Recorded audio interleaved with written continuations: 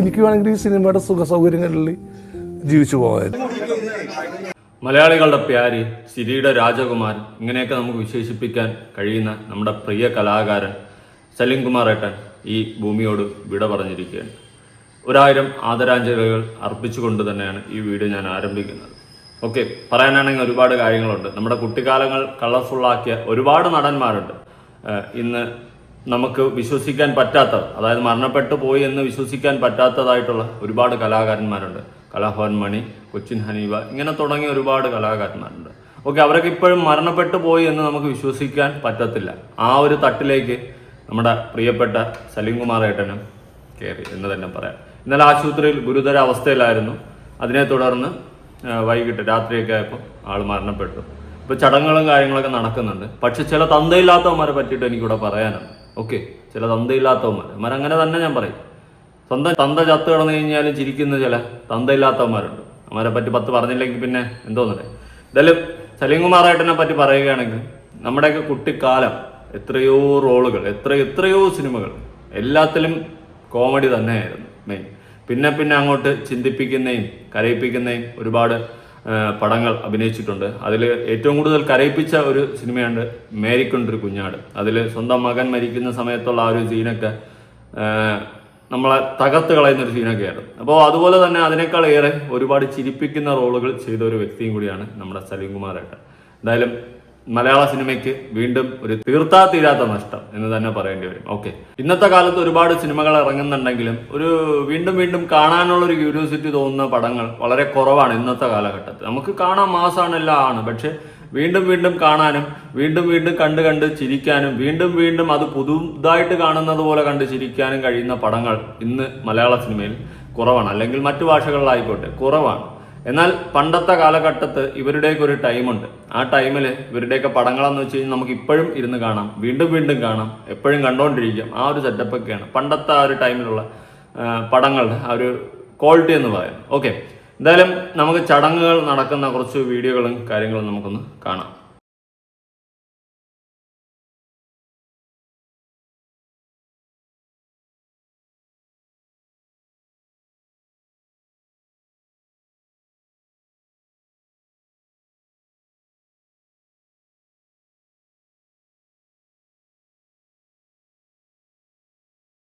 അത് പഴിപറച്ചിലിൻ്റെ കാലം അല്ലെങ്കിൽ തുറന്നു പറച്ചിലിൻ്റെ കാലം.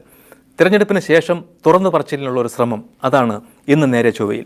കോൺഗ്രസ്സുകാരനെന്ന് ഉറക്കെ പ്രഖ്യാപിച്ചിട്ടും പ്രചാരണ വേദികളിൽ നിന്ന് വിട്ടുനിന്ന ഒരു നടൻ, സിനിമയിൽ അഭിനയത്തിന് ദേശീയ അവാർഡ് വാങ്ങിയിട്ടും സിനിമാ വേദികളിലും ഏറെ കാണാത്ത നടൻ, അതെ, ശ്രീ സലീം കുമാർ നേരെ ചൊവ്വയിൽ. സലീം കുമാർ നേരത്തെ പറഞ്ഞിട്ടുണ്ട്, 2 കാര്യങ്ങൾ പറഞ്ഞാൽ ആളുകൾ ഞെട്ടുമെന്ന്. ഒന്ന്, എനിക്ക് വിദ്യാഭ്യാസമുണ്ട് എന്ന് പറഞ്ഞാൽ. 2, കോൺഗ്രസ്സുകാരനാണെന്ന് പറഞ്ഞാൽ. ഈ കോൺഗ്രസ്സുകാരനാണെന്ന് പറയുമ്പോൾ എന്തിനാണ് ആളുകൾ ഞെട്ടുന്നത്? അത് പൊതുവെ ഒരു ധാരണ. ഇപ്പോൾ നടൻ മുകേഷ് തന്നെ പറഞ്ഞിരുന്നു കലാകാരന്മാരൊക്കെ ഇടതുപക്ഷക്കാരാണെന്ന്. പിന്നെ ഒരു കോമഡി ചെയ്യുന്നൊരു നടനെ സംബന്ധിച്ചും വിദ്യാഭ്യാസം പാടില്ല എന്നൊരു പരക്കെയൊരു ധാരണയുണ്ട്. പാടില്ല എന്നാ ഉണ്ടാവില്ല, അതൊരു വേറെ കാര്യം. പിന്നെ അത് തന്നെയായിരുന്നു അവരുടെ റോൾ മോഡൽ. ഒരു തമാശക്കാരൻ, ഒരു വേലക്കാരൻ, പോലീസ് ഡിപ്പാർട്ട്മെന്റിലാണെങ്കിൽ ഒരു ഏട് കുട്ടമ്പിള്ള എന്ന് വെച്ചാൽ അതൊരു കൊമേഡിയനായിരിക്കുള്ളൂ. ഒരു വേലക്കാരൻ, അങ്ങനെ ഇവന് എത്താൻ പറ്റാവുന്ന ഒരു ഏരിയാസ് ഉണ്ട്. ഒരു കൊമേഡിയന് എത്താൻ പറ്റാവുന്ന ഏരിയ ഉണ്ട്, അതിനപ്പുറത്തേക്ക് വിടില്ല. അതേപോലെ തന്നെയാണ് ഒരു കോൺഗ്രസ്സുകാരനായി കഴിഞ്ഞിട്ടുണ്ടെങ്കിൽ ബിസിനസ് ചെയ്യാം, അതൊക്കെയാണ് കോൺഗ്രസ്സുകാർക്ക് പറഞ്ഞിട്ടുള്ളത്. തൊഴിലാളികളല്ല, 10 അക്ഷരങ്ങൾ വായിക്കാൻ പാടില്ല, അങ്ങനെ. പിന്നെ ഈ കലാകാരന്മാർ അത് ഒരു കുത്തകയായിരുന്നു. ഇടതുപക്ഷത്തിൻ്റെ ഒരു സഹയാത്രികരനായിരുന്നു. കൂടെ ഒരു 99% അതിലാദ്യമായിട്ട് കോൺഗ്രസിന് മെമ്പർഷിപ്പ് എടുത്തത് പ്രൈം മിനിസ്റ്ററായിരുന്നു. എനിക്ക് അദ്ദേഹത്തോട് വളരെ ബഹുമാനമുണ്ട്. കോൺഗ്രസിന് മെമ്പർഷിപ്പ് എടുത്ത എൻ്റെ പേരിലല്ല ബഹുമാനം. അദ്ദേഹത്തിന് ഒരുപക്ഷെ അതൊരു MLA സ്ഥാനം, ഒരു പഞ്ചായത്ത് മെമ്പർ പോലും ഒരു സീറ്റ് പോലും അദ്ദേഹം കൊടുത്തില്ല കോൺഗ്രസ്സുകാർ. പക്ഷെ അദ്ദേഹം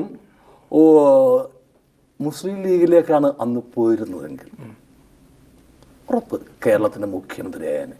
അത്തരം രാഷ്ട്രീയം കളിക്കാത്തത് നഷ്ടമാണ് എന്നാണോ താങ്കൾ പറഞ്ഞു വയ്ക്കുന്നത്? തീർച്ചയായിട്ടും. ഇവിടെ ഈ പ്രാദേശിക ഈ തമിഴ്നാട്ടിൽ എന്താണ്, അല്ലെങ്കിൽ ഓരോ സ്ഥലം, തമിഴ്നാട്ടിൽ മാത്രമല്ല, ഈ പ്രാദേശിക രാഷ്ട്രീയം കളിക്കുന്ന ആളുകൾക്ക് അതുകൊണ്ട് മെച്ചമുള്ളൂ. അതായത് ദേശീയ രാഷ്ട്രീയം കളിക്കുന്നത് പാർട്ടികൾക്കും രക്ഷയില്ല, അതിൻ്റെ കൂടെ നടക്കുന്ന ആളുകൾക്കും. അപ്പോൾ ഒരുപക്ഷെ താരരാഷ്ട്രീയം വേര് പിടിക്കാത്ത ഏക സംസ്ഥാനം ഈ കേരളമായിരിക്കും. പ്രേംനസീറിന് പോലും താങ്കൾ പറഞ്ഞതുപോലെ രാഷ്ട്രീയത്തിൽ വിജയിക്കാൻ കഴിഞ്ഞില്ല. എന്തായിരിക്കും അതിൻ്റെ കാരണം? കാരണം നമ്മൾ കേരളീയരുടെ ഒരു പ്രത്യേകതയുണ്ട്. എൻ്റെ ജീവിതത്തിൽ ഞാനാണ് ഹീറോ. ഓരോരുത്തരും അവരവരാണ് ഹീറോ അവരവരുടെ ജീവിതത്തിൽ. മറ്റൊരുത്തനെ അംഗീകരിക്കാനുള്ള ഒരു മടിയുണ്ട്. ഇപ്പോൾ ഏറ്റവും വലിയ ഉദാഹരണത്തിന് മറഡോണ, രാഷ്ട്രീയം മറഡോണ എന്ന് പറയുന്ന ലോക പ്രശസ്തനായ, അല്ലെങ്കിൽ ഇപ്പോഴത്തെ റൊണാൾഡോ, മെസ്സി, നെയ്മറോ ആരെങ്കിലും കണ്ണൂര് ഉദ്ഘാടനത്തിന് വന്നു. കാരണം കണ്ണൂർ എന്ന് പറയാൻ മലബാറിലാണുള്ള ഫുട്ബോളിന് ഒരു ഭ്രാന്തളിൻ്റെ ഞാൻ പറഞ്ഞത്. അവിടെ വന്നു കഴിഞ്ഞിട്ടുണ്ടെങ്കിൽ നമ്മളോട് നോക്കുമ്പോൾ നമ്മൾ ചായ കടം കുടിച്ചിട്ടിരിക്കുള്ളൂ അവിടെ ഒരു പെട്ടിക്കടയിൽ. അപ്പോൾ അതുവഴിയൊക്കെ വൻ ഘോഷയാത്രയായിട്ട് മറഡോണയോ മെസ്സിയോ റൊണാൾഡോ കൊണ്ട് പോകുന്നത്. ഇത് നമ്മൾ ചെന്ന് മറ്റൊരാളോ അവതരിപ്പിക്കുന്നത്, ഞാൻ നമ്മുടെ ചായക്കടലിൽ നിന്ന് ഒരു ചായ കുടിച്ചിട്ടിരിക്കുന്ന ആ കൈ ഇങ്ങനെ കാണിച്ചത് അവിടെ മറഡോണ പോകണം, ഞാൻ കൈ പിടിച്ചു അങ്ങ് ഭ്രാന്തണ്ട. അപ്പോൾ ഒരുപക്ഷെ അവരവിടെ പോയത് തന്നെ മറഡോണയെ കാണാനായിരിക്കാം. എന്നാൽ പോലും അദ്ദേഹത്തിനെ അംഗീകരിക്കില്ല.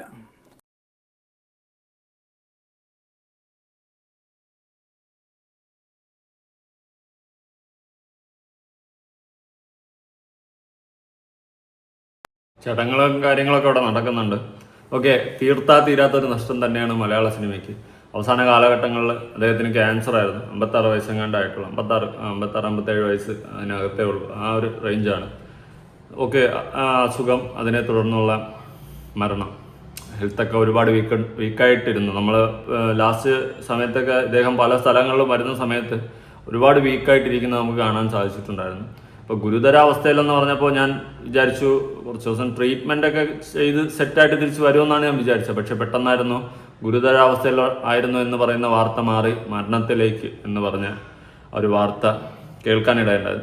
തീരാത്ത നഷ്ടം തന്നെയാണ്. നമ്മളെ ഒരുപാട് ചിരിപ്പിച്ചിട്ടുള്ളൂ. എന്തിന് ഇപ്പോഴും ആ സിനിമകളോ ഓരോ ക്ലിപ്പുകളോ കണ്ടു കഴിഞ്ഞാൽ വീണ്ടും ചിരിക്കുന്ന ഓരോ കാര്യങ്ങളാണ്. അതുപോലെ തന്നെ ട്രോളുകളായാലും ഇപ്പോഴും ഓടുന്ന കുറേ മുഖങ്ങളാണ്. സലീംകുമാർ ഏട്ടൻ, കൊച്ചിൻ ഹനീഫ, കലാഭവൻ മണി, ഇങ്ങനെയുള്ളവരുടെയൊക്കെ മുഖങ്ങൾ.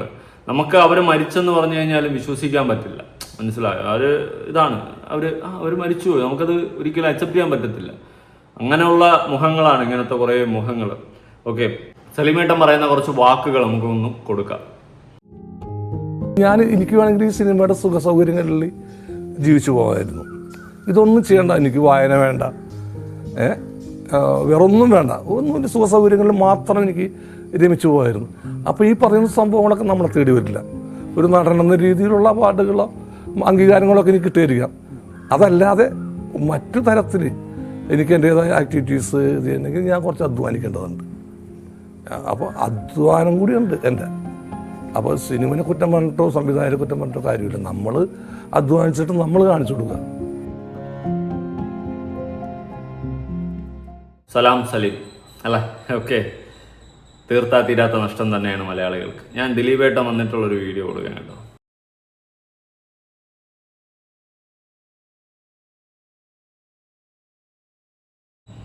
ഇവരുടെയൊക്കെ ബോണ്ടെന്ന് വെച്ച് കഴിഞ്ഞാൽ വേറെ ലെവല് ബോണ്ടാണ്. ഒരു സമയത്ത് ഇവരൊക്കെ അതായിരുന്നു നമ്മുടെ ക്രേസി ഗോപാലൻ, അതിലൊക്കെ അവർ ഒരുമിച്ചായിരുന്നു. അതാ ദിലീപേട്ടൻ്റെ മുഖത്ത് ആ വിഷമം ഒരിക്കലും ഫേക്ക് അല്ല. ചിലപ്പം പറയും ഫേക്ക് ആയിരിക്കുമെന്ന്. അല്ല, അതാ മുഖം കാണുമ്പോൾ അറിയാം. അവർ തമ്മിലുണ്ടായിരുന്ന ബോണ്ട് അങ്ങനെ ആയിരുന്നു ഒരു സമയത്തെന്നല്ല എപ്പോഴും. ഓക്കെ, തീരാത്ത നഷ്ടങ്ങൾ. നല്ല നല്ല കലാകാരന്മാരെല്ലാം ഈ മണ്ണിനോട് വിട പറഞ്ഞുകൊണ്ടിരിക്കുകയാണ്.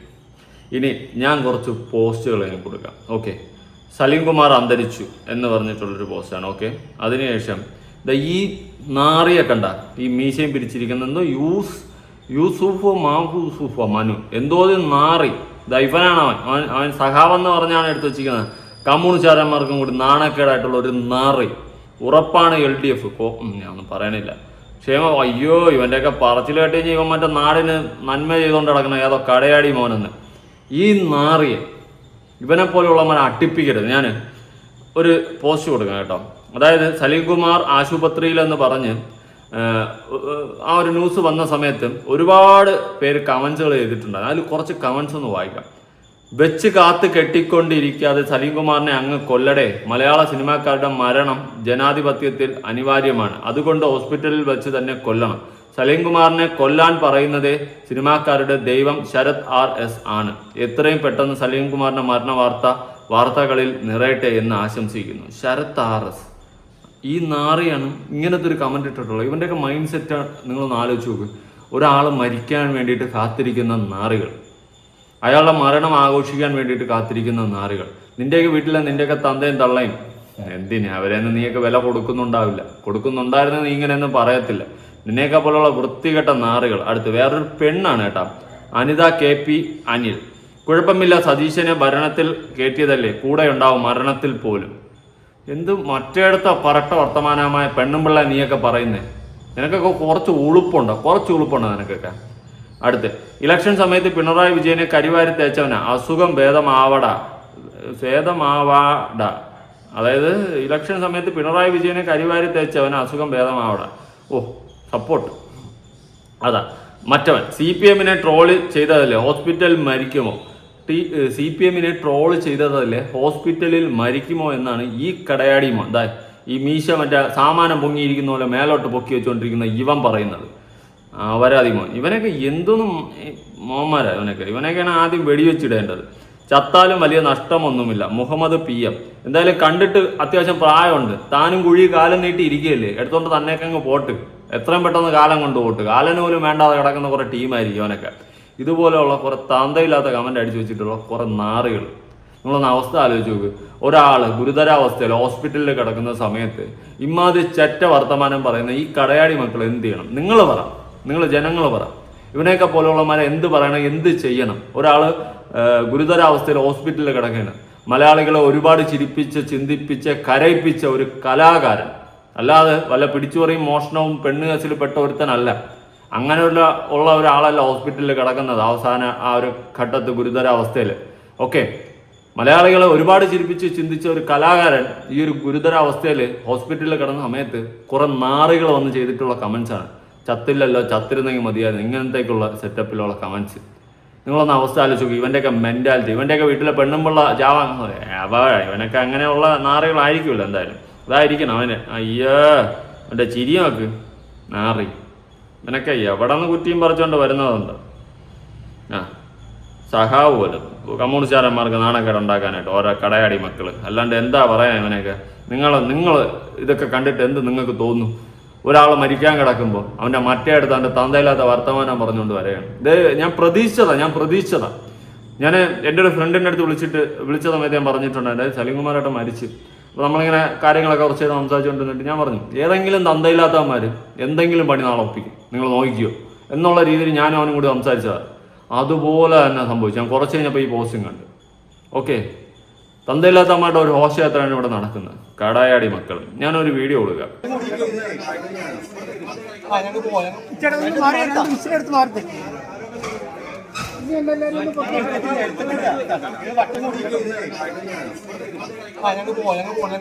ക്യാമറ മുമ്പിൽ മാറ്റാ, ക്യാമറ മുമ്പിൽ മാറ്റി ഫ്രെയിമിൽ മാറ്റാ.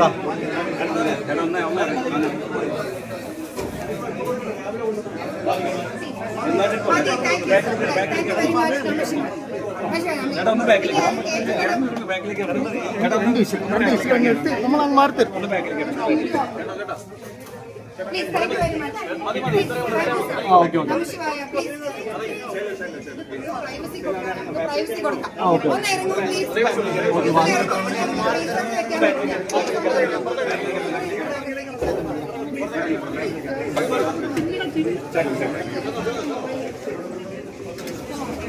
Thank you very much. Namah Shivaya. Please, Sarangu. Please, ഇറങ്ങോ. Please close the door, close the door.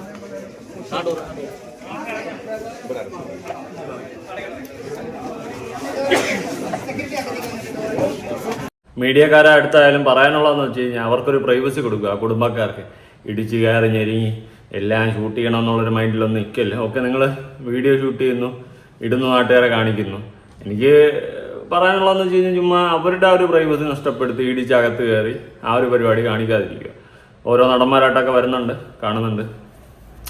ഇത്രയേ ഉള്ളൂ. ഓക്കെ, പിന്നെ ഈ പറഞ്ഞ പോലെ കുറേ തന്തയില്ലാത്തവന്മാർ കാണും.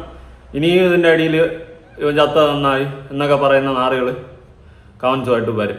അതൊക്കെ എങ്ങനെയാണ്, ഒരു ആൾക്കൊരു അസുഖം വരികയോ അല്ലെങ്കിൽ ഒരാൾ മരണപ്പെട്ടാലും വിടാത്ത കുറേ വൃത്തികെട്ട ജന്മങ്ങളാണ്. ചിലവർക്ക് ചില അസുഖം വരുമ്പോൾ ചിലവരങ്ങ് വിടും, പക്ഷെ ചിലവന്മാർ വിടൂല, അവനെ വീണ്ടും അവിടെ ഇട്ട് ചവിട്ടും.